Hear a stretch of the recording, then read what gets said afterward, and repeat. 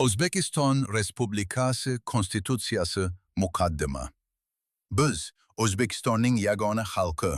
inson huquq va erkinliklariga, milliy va umum insoniy qadriyatlarga, davlat suvereniteti prinsiplariga sodiqligimizni tantanali ravishda e'lon qilib, demokratiya, erkinlik va tenglik, ijtimoiy adolat va birdamlik g'oyalariga sadoqatimizni namoyon qilib, inson, uning hayoti, erkinligi, sha'ni va qadr-qimmati oliy qadriyat hisoblanadigan insonparvar demokratik davlatni, ochiq va adolatli jamiyatni barpo etish borasida hozirgi va kelajak avlodlar oldidagi yuksak mas'uliyatimizni anglagan holda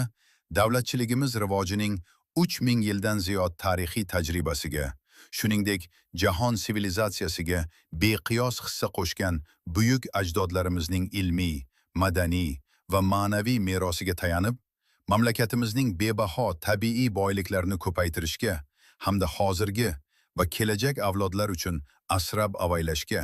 hamda atrof muhit musaffoligini saqlashga astoydil ahd qilib,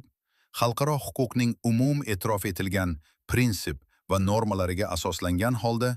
O'zbekistonning jahon hamjamiyati eng avvalo qo'shni davlatlar bilan do'stona munosabatlarini hamkorlik, o'zaro qo'llab-quvvatlash,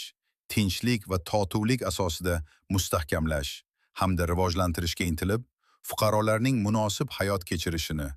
millatlararo va konfessiyalararo totuvlikni,